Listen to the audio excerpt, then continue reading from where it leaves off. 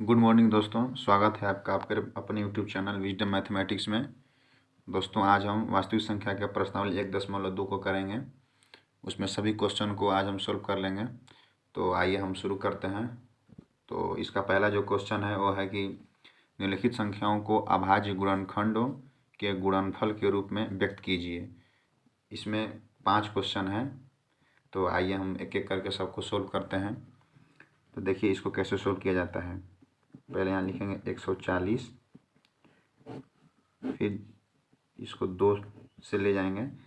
ये सब तो काम आप लोगों को बचपन में भी किया होगा। ये हो जाएगा आपका 70, फिर यहाँ 2 से ये हो जाएगा 35, फिर ये हो जाएगा 5 से तो ये हो जाएगा 7, फिर 7 से 1। ठीक है, इतना कर लेंगे। इसके बाद यहाँ लिखेंगे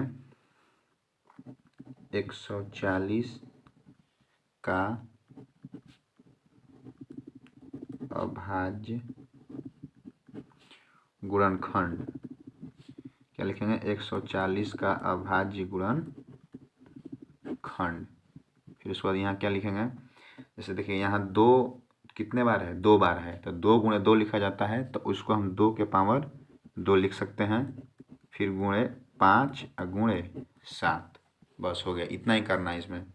ये हो गया आपका अभाज्य गुणनखंड 140 का। ठीक है, अब हम देखते हैं अभाज्य गुणनखंड 156 का, जो कि आपका दूसरा था। दूसरा आपका था 156 का। तो 156 इसको भी ले जाएंगे। तो इसको पहले भी ले जाते हैं 2 से, तो ये आपका हो जाएगा 78। फिर इसको ले जाएंगे 2 से, तो ये आपका हो जाएगा 39। ठीक है, फिर इसको ले जाएंगे हम कितना से? 3 से। फिर इसको ले जाएंगे 3 से, तो ये आपका हो जाएगा 13। और फिर ले जाएंगे 13 से, तो ये हो गया 1। ठीक है, अब यहाँ पे लिखेंगे, क्या लिखेंगे? जैसे ऊपर लिखे थे 156 का अभाज्य 156 का अभाज्य गुणनखंड।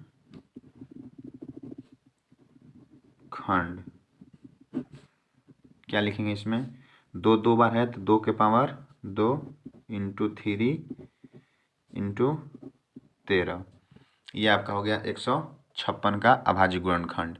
ठीक है, इसमें एक और देख लेते हैं। इसमें तो हालांकि दिया 5 गो है, लेकिन हम 5 को नहीं देखेंगे। हम आपको 3 को बता देते हैं और 2 को आप खुद से बना लीजिएगा। इसमें कुछ करना खास नहीं है, इसलिए तो हम अब तीसरा को नहीं करके हम चौथा करते हैं। तीसरा और पाँचवा आप खुद से बना लीजिएगा। ठीक है, तो चौथा देखिए, चौथा आपका है 5005। ठीक है, तो इसको कैसे करेंगे? तो इसको पहले 5 से देखेंगे, तो ये आपका हो जाएगा 1001। फिर इसको कितना से ले जाएंगे? ये आपका जाता है 7 बार में, 7 से जाएगा, तो ये आपका हो जाता है 143। 143 को ले जाएंगे 11 से, तो ये हो जाएगा आपका 13। ठीक है, 11 कम 11 और 11 तियाँ 33। फिर 13 से ले जाएंगे तो हो जाएगा 1। ठीक है, इतना हो गया। फिर वही बात लिखेंगे, यहाँ लिखेंगे कि 5005 का अभाज्य गुणनखंड। यहाँ क्या लिखेंगे? 5 भी 1 बार है, 7 भी 1 बार है, और 11 भी और 13 भी। इसमें चारों सिर्फ 1 1 बार है, तो सिर्फ ऐसे लिख देंगे 5 गुणे 7 गुणे 11 गुणे 13। ये हो गया आपका 5005 का अभाज्य गुणनखंड। ठीक है, तो ये आपका क्वेश्चन नंबर 1 था। अब हम इसके आगे चलते हैं, क्वेश्चन नंबर 2 को देखते हैं। तो क्वेश्चन नंबर 2 को देखते हैं। आपका क्वेश्चन नंबर 2 क्या कहता है? पूर्णांकों के निम्नलिखित युग्मों के एचसीएफ और एलसीएम ज्ञात कीजिए तथा इसकी जांच कीजिए कि दो संख्याओं का गुणनफल एचसीएफ इंटू एलसीएम है। इसमें कहता ये है कि जो संख्या दी गई है उसका पहले एचसीएफ और एलसीएम ज्ञात कीजिए, और ये भी जांच करके बताइए कि जो ये दोनों संख्या का जो गुणनफल है, जो ये दोनों संख्या का गुणनफल का जो मान आएगा, वो जो इनका एचसीएफ और एलसीएम आएगा उन दोनों के गुणनफल के बराबर है या नहीं है। तो चलिए हम पहले इनका एचसीएफ और एलसीएम निकालते हैं। तो हम लोग HCF और LCM निकालते हैं। तो पहला आपका है 26 और 91, ठीक है। तो इसको देखते हैं। तो हम लोग HCF और LCM बचपन में जैसे निकालते थे वैसे नहीं निकालेंगे, हम लोग यहाँ पे एक तरीका सीखेंगे निकालने का। जैसे देखिए 26 है, तो इसको हम क्या लिख सकते हैं, इसको लिख सकते हैं 2 गुणे 13, ठीक है। और 91 है, इसको क्या लिख सकते हैं, इसको लिख सकते हैं हम लोग 7 गुणे 13, 13 इंटू 2 26 और 13 इंटू 7 91, ठीक है। अब देखिए यहाँ पे हम HCF और LCM कैसे निकालते हैं इसको समझिएगा। यहाँ पे जो सार्वगुणनखंड होता है, सार्वगुणनखंड का मतलब ये होता है कि जो दोनों में हो, जो सार्वगुणनखंड है इसका, जो सार्वगुणनखंड है उसका मतलब होता है कि वो संख्या जो दोनों में संख्या हो। तो दोनों में कौन सा है, दोनों में आपका है 13, तो सार्वगुणनखंड बराबर कितना हो गया 13। इसलिए HCF बराबर आपका हो जाएगा 13। जो सार्वगुणनखंड होता है वही हमारा HCF का मान होता है, ठीक है। तो अब आते हैं LCM पर। LCM का मान क्या होगा, LCM को हम देखिए कैसे लेते हैं, 2 को भी एक बार लेंगे, फिर गुणा 7 को भी एक बार लेंगे। लेकिन यहाँ पे देखिए 13 है आपका इसमें भी इसमें भी, तो इसको हम एक बार ले लेंगे, दोनों को एक बार लेंगे, ठीक है। तो ये आपका कितना हो जाएगा, गुणा करने पर ये आपको हो जाएगा 182, ये आपका हो जाएगा 182। तो इसका HCF 13 आ गया और LCM कितना आ गया 182। अब हम क्या करेंगे आगे, हम आगे इसको जांच करेंगे, ठीक है। तो आते हैं अब इसके जांच पर। हमको जांच ये करना था कि इन दोनों संख्याओं का जो गुणनफल है वो HCF और LCM के गुणनफल के बराबर है या नहीं। तो पहली संख्या को हम मान लेते हैं N1 और दूसरी संख्या को मान लेते हैं N2। मतलब पहली संख्या गुणे दूसरी संख्या बराबर HCF गुणे LCM, ठीक है। तो पहली संख्या हमारा क्या था क्वेश्चन में 26 और दूसरी संख्या था 91। HCF हमारा आया था 13 और LCM कितना था 182, ठीक है। अब इसको जब हम गुणा करते हैं तो दोनों तरफ हमारा बराबर आना चाहिए, ठीक है। तो आप अगर इनको गुणा कीजिएगा तो इधर आ जाएगा 2366 और इधर भी आ जाएगा 2366। अब इसको गुणा करके देख लीजिएगा एक बार, ये दोनों तरफ 2366 ही आएगा, ठीक है। तो इसका मतलब कि हमारा ये प्रूफ हो गया कि जो दोनों संख्याओं का गुणनफल होता है वो LCM और HCF के गुणनफल के बराबर होता है, ठीक है। अब देखिए इसमें क्वेश्चन नंबर एक और देख लेते हैं। इसमें 3 क्वेश्चन है तो हम 2 बता देते हैं और एक आप खुद से कर लीजिएगा, ठीक है। तो आपका दूसरा क्वेश्चन है 510 और 92। तो हम लोग 510 और 92 का HCF और LCM दोनों निकालेंगे, ठीक है। तो यहाँ पे हम लोग 510 को पहले अभाज्य गुणनखंड के रूप में तोड़ते हैं। तो इसको हम लोग तोड़ेंगे तो क्या हो जाएगा, ये हो जाएगा 2 गुणे 3 गुणे 5 गुणे 17। अब आप बोलेंगे कि ये कहाँ से आ जा रहा है, हम कहाँ से लिख रहे हैं। तो ये हम कहीं से नहीं लिख रहे हैं, जैसे कि आपको पहला क्वेश्चन में बताए थे कि अभाज्य गुणनखंड कैसे निकलता है, जस्ट उसी प्रकार इसको भी आप, ये अगर समझ में नहीं आएगा तो आप पहले रफ पे उसको ऐसे लिख लीजिएगा, फिर यहाँ पर आके इसको ऐसे लिख देना है। रफ पर आप पहले इसका अभाज्य गुणनखंड निकाल लीजिएगा, जैसे कि पहला क्वेश्चन में हम लोग निकाल रहे थे, जिसका पहला क्वेश्चन था 140, फिर हम लोग 156 का निकाले थे हम लोग, फिर उसके बाद 5005 का निकाले थे। वैसे ही इसका भी आप लोग निकाल लीजिएगा तो यही आएगा। तो हमको बस यहाँ पे इसको ऐसे रूप में लिख देना है, ठीक है। इसी तरह अगर हम लोग 92 को लिखना चाहेंगे तो क्या लिखेंगे, 2 गुणे 2 फिर गुणे 23, 2 दूना के 4 और इंटू 23, 4 इंटू 23 कितना होता है 92, ठीक है। तो ये हमारा हो गया इसका अभाज्य गुणनखंड। अब दोनों में जो सार्व गुणनखंड होगा वही हमारा HCF का मान होगा। तो यहाँ पे लिखेंगे सार्व गुणनखंड बराबर, दोनों में सारा गुणनखंड क्या है, तो आप देख सकते हैं कि जो दोनों में सारा गुणनखंड है हमारा वो सिर्फ 2 है, क्योंकि 2 इसमें भी है और 2 इसमें भी है। बाकी ऐसा कोई संख्या नहीं है जो दोनों में शामिल है। तो जो दोनों में शामिल होता है उसी को हम सार्वगुणनखंड बोलते हैं। यही जो सार्वगुणनखंड है वो हमारा एचसीएफ का मान होता है। जैसे कि आप लोग एचसीएफ का जो फुल फॉर्म भी होता है हाईएस्ट कॉमन फैक्टर, ठीक है। तो हाईएस्ट कॉमन फैक्टर मतलब कॉमन मतलब होता है कि जो दोनों में शामिल हो, जो सार्व हो। तो दोनों में कौन शामिल है, तो 2 शामिल है सिर्फ, उसके अलावा और कोई संख्या शामिल नहीं है। तो जो सार्वगुणनखंड हो जाएगा हमारा 2। तो यहाँ लिखेंगे HCF, इसलिए HCF बराबर 2। तो हमारा HCF 2 आ गया, ठीक है। अब आते हैं हम लोग एलसीएम पर। एलसीएम थोड़ा सा ध्यान से देखिएगा। एलसीएम में हम क्या करते हैं, जैसे कि यहाँ भी 2 है और यहाँ भी 2 है, ठीक है। तो हम 2 को जो 2 बार है, जो मैक्सिमम संख्या में है 2, उसी को लिखेंगे, ना कि जो 1 है इसको लिखेंगे। तो एलसीएम में हम 2 को लिखेंगे 2 बार, 2 गुणे 2। हम इस वाला को लिखेंगे, ना कि इसको लिखेंगे। अगर इसमें अगर 2 3 बार होता तो हम 3 बार 2 लिखते और इसको नहीं लिखते, लेकिन इसमें एक ही बार है और इसमें 2 बार है। तो जो मैक्सिमम नंबर ऑफ 2 है उसको लिखेंगे, 2 गुणे 2। उसके बाद फिर बाकी जो सब तो सिंगल सिंगल ही बार है, एक एक बार ही है, तो उसको हम लोग एक एक बार ही लिखेंगे, ठीक है। तो एक बार में क्या है, 3 है, फिर 5 है, फिर 17 है, फिर क्या है आपका 23 है, ठीक है। 2 गुणे 2 लिखेंगे दोनों बार, फिर 3 है, फिर 5 है, फिर 17 है, फिर 23 है, ठीक है। अब इसको आप गुणा करके देख लीजिएगा। इसको गुणा करने पर आपका आता है 23,460। इसे गुणा करने पर हमारा आता है 23,460, ठीक है। तो हमारा एचसीएफ और एलसीएम दोनों निकल गया। अब हम इसको जांच करेंगे। जांच कैसे करेंगे, यहाँ लिखेंगे जांच। तो जांच हमको ये करना है कि जो दोनों संख्याओं का गुणनफल है वो एचसीएफ और एलसीएम के गुणनफल के बराबर आता है। तो संख्या लिखेंगे n1 इंटू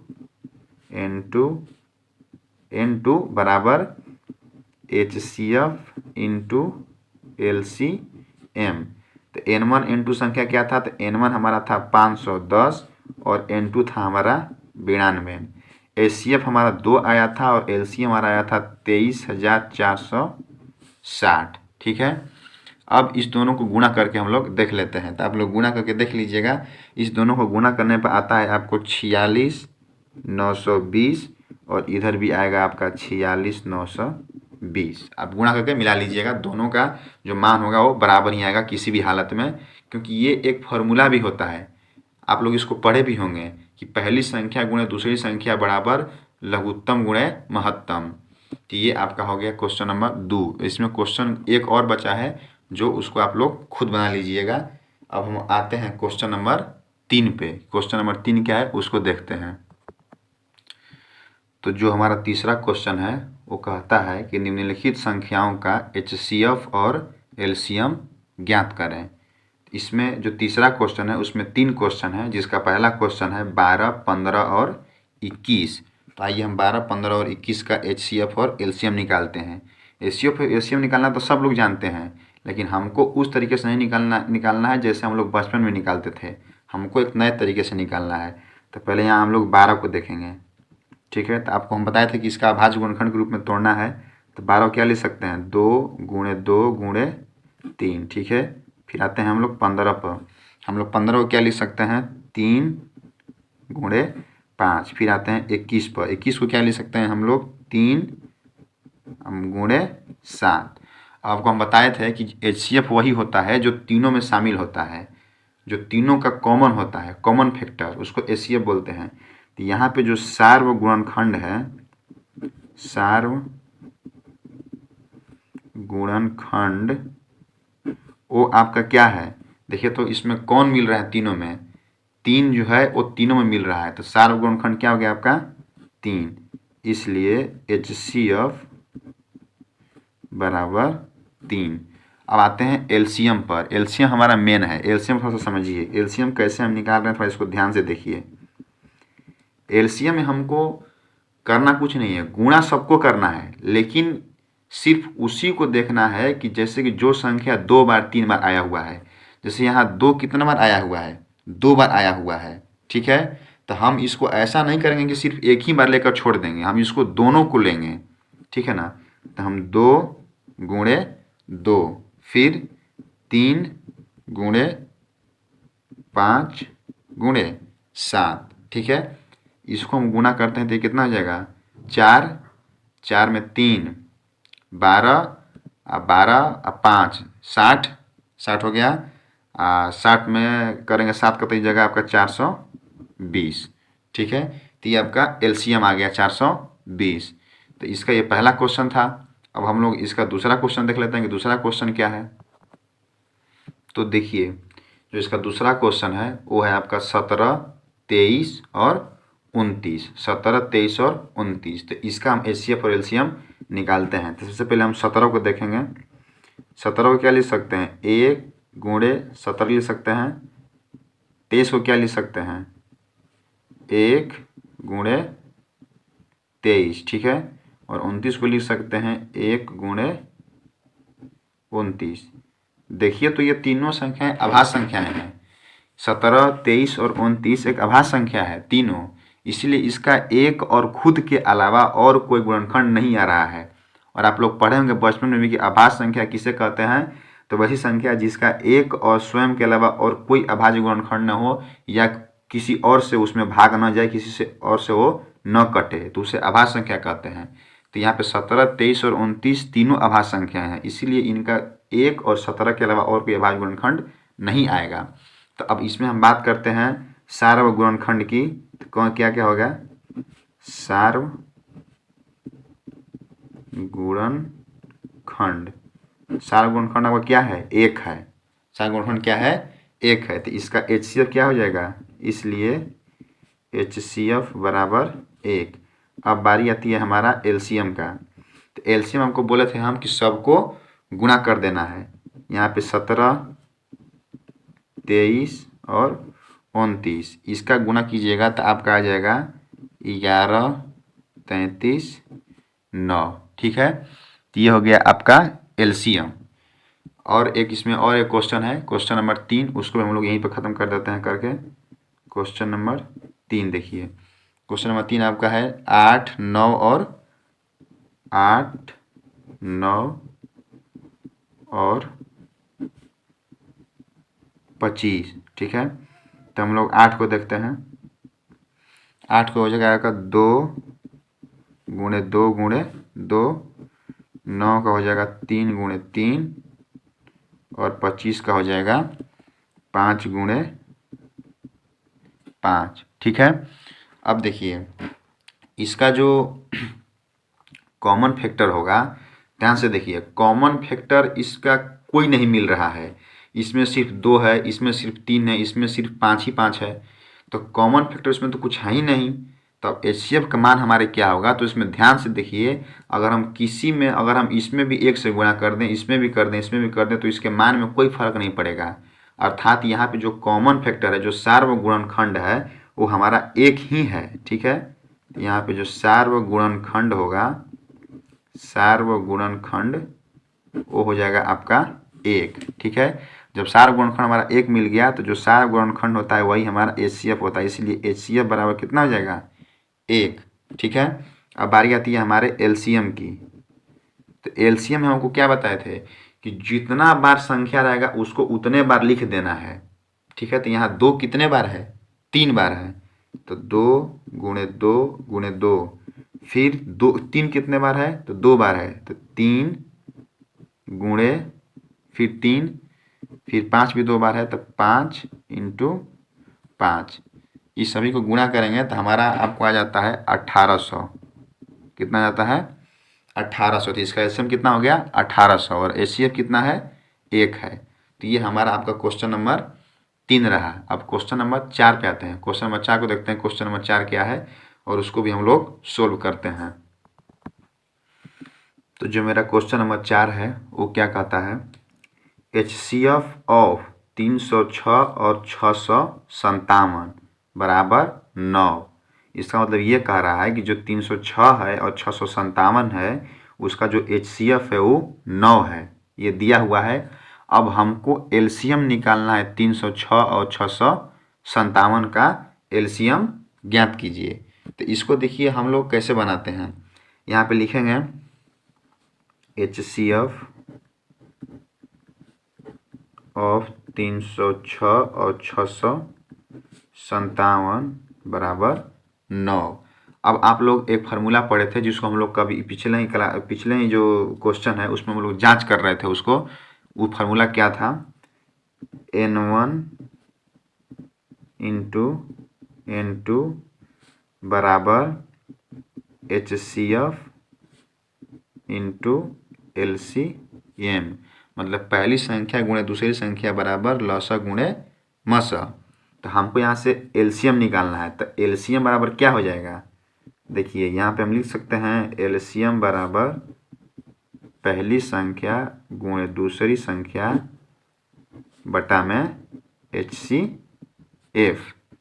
ये कैसे हो गया, हम LCM को यहीं का यहीं छोड़ दिए और HCF गुणा में इधर लाए तो भागा में हो गया। तो N1 इंटू N2 बटा में HCF बराबर LCM, हम इसको पलट के इधर लिख दिए हैं। ठीक है, अब हम इसका मान रखते हैं, देखते हैं क्या आता है आंसर इसका हम लोग। तो यहाँ पे लिखेंगे LCM बराबर N1 पहली संख्या कितना है 306 और दूसरी कितना है 657 बटा में HCF इस सबका कितना है 9 है। ठीक है, तब यहाँ पे हम लिखेंगे LCM बराबर, जो इन लोग का हम गुणा करेंगे तो क्या आता है, यहाँ आप लोग गुणा करके देख लीजिएगा, ये आता है 20, 10 और 42 बटा में 9, 20, 10, 42 बटा में 9। अब इसको हम लोग भाग लगाएंगे तो ये आपका आ जाता है 22, फिर उसके बाद आएगा 33 और 8, 22, 33 और 8, इसका हो गया LCM। ठीक है, तो देखिए हम लोग कहीं कुछ नहीं किए, बस फार्मूला का प्रयोग किए, पहली संख्या गुणे दूसरी संख्या बराबर HCF गुणे LCM, वहाँ से हम लोग LCM बराबर लिख दिए पहली संख्या गुणे दूसरी संख्या बटा में HCF, और यहाँ पे पहली संख्या गुणे दूसरी संख्या का मान रख दिया और HCF बराबर 9 दिया था, फिर उसको भागा दे के उसका आंसर हम लोग निकाल लिए। तो ये आपका क्वेश्चन नंबर 4 था। ठीक है, तो हम लोग आगे अब क्वेश्चन नंबर 5 को देखते हैं कि क्वेश्चन नंबर 5 क्या कहता है। थोड़ा इसको ध्यान से देखिएगा, ये समझने वाला चीज़ है, इसमें ना ही कुछ आपको गुणा भागा करना है ना ही कुछ करना है, बस दिमाग लगाना है और आपको ये समझ में आ जाएगा। ये बहुत छोटा सा है, लेकिन देखने में समझ में नहीं आता है कि ये है क्या, लेकिन ये बहुत छोटा चीज़ है। ये क्या कह रहा है कि जाँच कीजिए कि क्या किसी प्रकृत संख्या n के लिए संख्या 6 के पावर n अंक 0 पर समाप्त हो सकती है। मतलब जो n एक प्रकृत संख्या है, अगर उसको 6 के पावर n के रूप में लिखना है तो कभी भी ऐसा कोई संख्या आएगा जो कि 0 पर समाप्त हो सकता है या नहीं हो सकता है। तो देखिए इसको हम लोग कैसे बनाते हैं, पहले हम लोग यहाँ पे लिखेंगे 6 के पावर n का अभाज्य गुणनखंड, 6 के पावर n का अभाज्य गुणनखंड। तो 6 को हम क्या लिख सकते हैं, 6 को लिख सकते हैं 2 इंटू 3 के पावर n, इससे तो कोई दिक्कत नहीं होगा, बात तो वही है 6 इंटू ये हो जाएगा 2 इंटू 3 6 के पावर n। ठीक है, अब एक आप चीज़ गौर कीजिएगा, आप कभी भी 0 कब बनता है, जब 2 और 5 का मिलन होगा तभी 0 बनेगा, अन्यथा कभी भी 0 नहीं बन सकता है। जैसे कि 5 गुणे 2 करेंगे तो 5 दूना के 10, मतलब 5 गुणे 2 10, अगर 5 और 2 मिलता है तभी भी किसी भी संख्या के लास्ट में या बीच में 0 आ सकता है। यहाँ पे भी बोला था कि अंक 0 पर समाप्त हो सकता है, मतलब कि 0 लास्ट में आना चाहिए, बीच में नहीं आना चाहिए। तो हमारा 0 लास्ट में कब आएगा, जब 5 और 2 का मिलन होगा तब। लेकिन यहाँ 6 का जो अभाज्य गुणनखंड है वो 2 इंटू 3 के रूप में है, ना कि 2 इंटू 5 के रूप में है। ठीक है, तो ये हमारा कभी भी 6 के पावर n 0 पर समाप्त नहीं होगा। तो इसी को हमको बस वाक्य में लिख देना है ताकि जो चेक करने वाला एग्जामिनर है उसको पता चल जाए कि हम कहना क्या चाहते हैं। तो यहाँ पे हम लोग लिखेंगे जबकि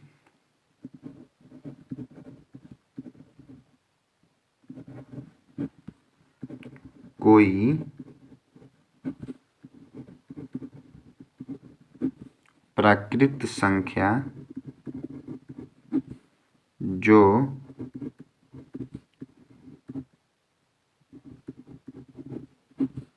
शून्य पर जबकि कोई प्राकृत संख्या जो शून्य पर समाप्त होता है उसके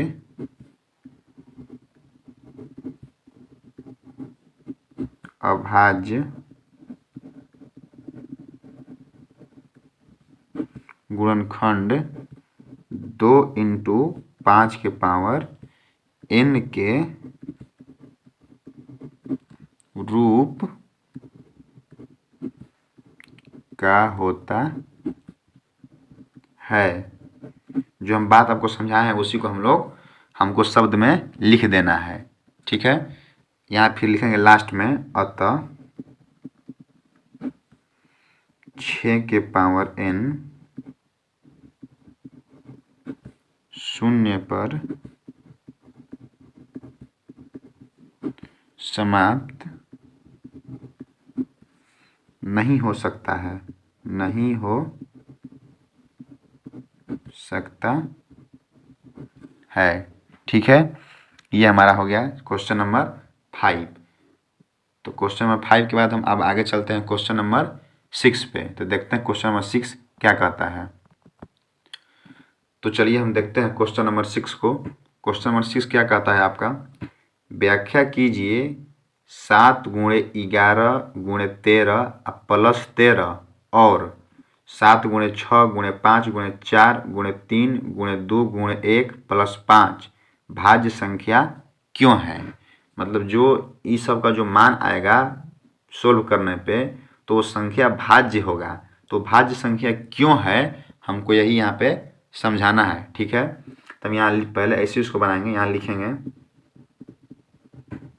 माना a बराबर 7 × 11 × 13 प्लस 13। तो इसमें से देखिए हम 13 कॉमन ले सकते हैं, इसमें से हम 13 को कॉमन ले लिए तो ये क्या हो जाएगा 7 × 11 प्लस 1। ठीक है, इसको आगे क्या लिख सकते हैं 13 गुणे, इसको लिख सकते हैं 11 × 7 77 प्लस 1 कितना 78। इसको ऐसे लिख सकते हैं। अब देखिए ये हमको दिखाना है कि यह भाज्य संख्या क्यों है। ठीक है, अर्थात अगर भाज्य संख्या होगा तो उसका स्वयं और एक के अलावा और कोई संख्या होगी जिससे उसमें भाग जाएगा या उसका वो गुणनखंड होगा। ठीक है, तो इसका मतलब कि वो भाज्य संख्या होगा। भाज्य संख्या का डेफिनेशन ही हमारा यही है कि जो स्वयं और एक के छोड़ के किसी और संख्या से कट जाए, मतलब उसमें भाग लग जाए, उसका एक और गुणनखंड हो तो वो भाज्य संख्या होती है। आप यहाँ पे देखिए, यहाँ पे ना एक है और ना ही वो स्वयं संख्या है, इसलिए ये भाज्य संख्या आपका होगा।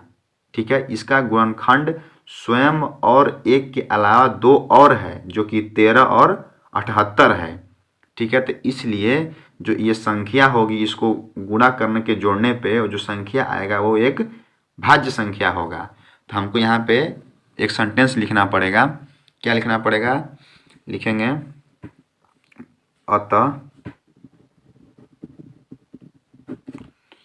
अतः यह एक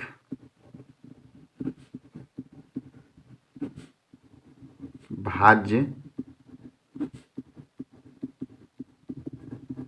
संख्या है क्योंकि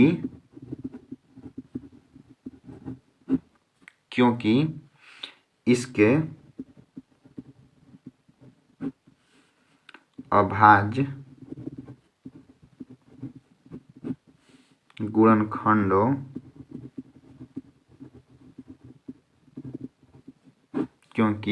अभाज्य गुणनखंडों को एक के छोड़कर अन्य 2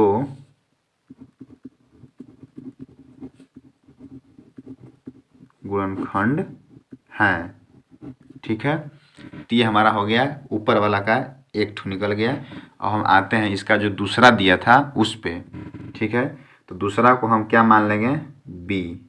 दूसरा क्या था, 7 गुणे 6 गुणे 5 गुणे 4 गुणे 3 गुणे 2 गुणे 1 प्लस 5। ठीक है, तो यहाँ से हम क्या 5 कॉमन निकाल सकते हैं। 5 कॉमन निकालेंगे तो ये क्या हो जाएगा, 7 गुणे 6 गुणे 4 गुणे 3 गुणे 2। एक को तो कुछ लिख ही नहीं सकते हैं, तो एक को ऐसे लिख सकते हैं, कोई भी दिक्कत नहीं है उससे। इंटू एक प्लस 1 करेंगे क्योंकि हम 5 कॉमन निकाल लिए। ठीक है, तो ये आपका कितना हो जाएगा, ये जगह सबको गुणा कीजिएगा तो ये आपका आता है 1008। ठीक है, अब प्लस 1, तो ये आपका हो जाएगा 5 इंटू 1009। ठीक है, ये 5 इंटू 1009 आ गया। इसका मतलब कि ये भी भाज्य है। भाज्य क्यों है, फिर वही बात हो गया कि एक और स्वयं को छोड़ के इसका अन्य 2 और अभाज्य गुणनखंड हैं, 5 और 1009, इसीलिए यह एक भाज्य संख्या है। तो यहाँ पर भी हम वही सेंटेंस लिखेंगे जो कि ऊपर में हम लिखे थे। यहाँ लिखेंगे अतः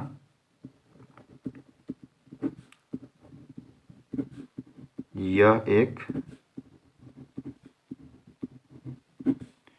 भाज्य संख्या है क्योंकि इसके अभाज्य गुणनखंडों को एक के छोड़कर अन्य 2 गुणनखंड हैं। अन्य 2 गुणनखंड हैं। ठीक है, ये हमारा हो गया आपका क्वेश्चन नंबर 6। अब 1.2 में क्वेश्चन नंबर 7 एक और बचता है जो कि लास्ट है, तो हम लोग भी आज उसको देख के इसको ख़त्म ही कर देते हैं। ठीक है, तो आइए हम क्वेश्चन नंबर 7 को, तो चलिए देखते हैं आपका जो क्वेश्चन नंबर 7 है वो क्या कहता है। किसी खेल के मैदान के चारों ओर एक वृत्ताकार पथ है। इस मैदान का एक चक्कर लगाने में सोनिया को 18 मिनट लगता है, जबकि इसी मैदान का एक चक्कर लगाने में रवि को 12 मिनट का समय लगता है। मान लीजिए वे दोनों एक ही स्थान पर एक ही समय पर चलना प्रारंभ करके एक ही दिशा में चलते हैं। कितने समय बाद वे पुनः प्रारंभिक स्थान पर मिलेंगे। ये जितना भी आपको क्वेश्चन दिख रहा है लंबा चौड़ा कहानी जैसा, इस क्वेश्चन में दम कुछ भी नहीं है। ये बिल्कुल ही इजी क्वेश्चन है, एकदम पूरी तरह से इजी क्वेश्चन है। जब कभी भी किसी क्वेश्चन में प्रारंभिक स्थान पर कब मिलेंगे या पुनः कब मिलेंगे ऐसा कुछ बात करता है, तो आप समझ जाइए कि उसमें हमको एलसीएम निकालना है। करना कुछ भी नहीं है, बस एलसीएम निकालना है। ठीक है, तो हम आइए इसका एलसीएम निकालते हैं दोनों संख्याओं का, और जितना आएगा उतना ही समय बाद वे दोनों आपस में मिलेंगे, मतलब प्रारंभिक स्थान पर मिल जाएंगे। तो हम लोग यहाँ पर लिखेंगे 18 का एलसीएम हमारा क्या होगा, इसको कैसे तोड़ेंगे, 2 गुणे 3 गुणे 3, 3 दूना के 6 इंटू 3 18। ठीक है, अब आगे हम इसको लिखेंगे 12 को। 12 क्या लिख सकते हैं, 2 गुणे 2 इंटू 3। ठीक है, ये हो गया हमारा 12। अब एलसीएम हम कैसे निकालते बताने के लिए आपको, एलसीएम हम लोग कैसे निकालेंगे। एलसीएम में हम लोग जो सबसे अधिक बार होती है उसी को लेते हैं। इसमें 2 एक ही बार है लेकिन इसमें 2 बार है। इसमें 3 एक ही बार है लेकिन इसमें 3 2 बार है। तो इसमें का 3 जो 2 बार है उसको लेंगे, और जो इसमें का 2 बार है हम उसको लेंगे। ठीक है, तो यहाँ 2 इंटू 2 इंटू 3 इंटू 3, तो ये हमारा जो एलसीएम है वो कितना आ जाएगा, ये आ जाएगा 36। 2 इंटू 2 4 इंटू 3 12 इंटू 3 36। तो यहाँ हम लोग लिख देंगे अतः वे पुनः प्रारंभिक स्थान पर 36 मिनट बाद मिलेंगे। ठीक है, अतः वह पुनः प्रारंभिक स्थान पर 36 मिनट बाद मिलेंगे। तो ये हमारा क्वेश्चन नंबर 7 हो गया। तो हम आज प्रश्नावली 1.1 को पूरा कंप्लीट कर लिए। ठीक है, और अगर आपको समझ में आया तो आप एक बार वीडियो को लाइक और चैनल को सब्सक्राइब जरूर कर दीजिएगा। और अगर आपको जो भी नोट्स अगर इसका PDF के तौर पर चाहिए तो आपको हमारे टेलीग्राम चैनल पर मिल जाएगा। वीडियो के डिस्क्रिप्शन में हमारे टेलीग्राम का लिंक मिल जाएगा आपको। आप वहां से जाकर इस नोट्स को PDF के तौर पर डाउनलोड कर सकते हैं और इससे आप रिवीजन कर सकते हैं। ठीक है, ओके, थैंक यू, जय हिंद।